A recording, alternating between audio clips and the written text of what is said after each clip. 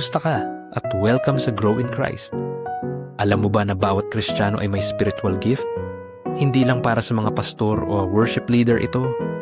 Lahat tayo ay binigyan ng Diyos ng espesyal na kakayahan para makapaglingkod. Pero bago tayo magsimula, may libreng ebook ako para sa iyo. I-check mo lang ang description sa video na ito. At syempre, huwag mo kalimutang mag-subscribe para lagi kang updated. Pero paano mo nga ba malalaman kung ano ang spiritual gift mo? Una, balik tayo sa Bible. Sabi sa 1 Corinthians 12, ang Holy Spirit ang nagbibigay ng mga gifts na ito. At iba-iba ito para sa bawat isa. May teaching, encouragement, serving, giving, leadership, at marami pang iba. Ibig sabihin, hindi pare-pareho, pero lahat importante. So, paano natin ito mahahanap? Una, tanungin mo si Lord. Lord, anong spiritual gift ang binigay mo sa akin? Through prayer, dahan-dahan niyang ipinapakita yun.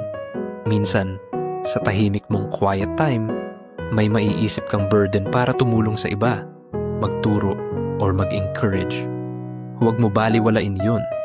Pangalawa, observe mo ang sarili mo. Ano yung mga ginagawa mo na kahit pagod ka na, ang saya mo pa rin? Baka mahilig kang tumulong kahit hindi ka napapansin. Baka meron kang gift of serving. O kaya naman kapag may nangangailangan, ikaw agad ang nagbibigay ng advice or encouragement. Gift of exhortation.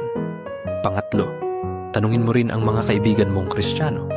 Minsan, mas kita nila ang strengths mo kaysa sa sarili mo.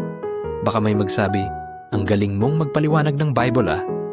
O kaya, alam mo, lagi mong napapalakas loob ko kapag down ako. Clue na, yan sa spiritual gift mo. Pang-apat, subukan mo lang. Minsan, hindi mo talaga malalaman hanggat hindi ka kumikilos.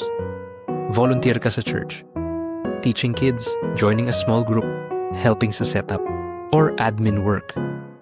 Doon mo madidiscover kung saan ka tinawag ni Lord.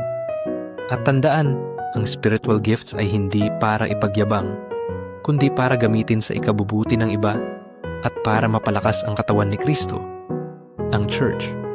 So kung hanggang ngayon, iniisip mo pa rin kung ano ang spiritual gift mo, simulan mo lang sa panalangin, pag-o-observe, pagtatanong sa iba, at pagsubok. God designed you with a purpose, at ang gifts mo ay parte ng plano niya.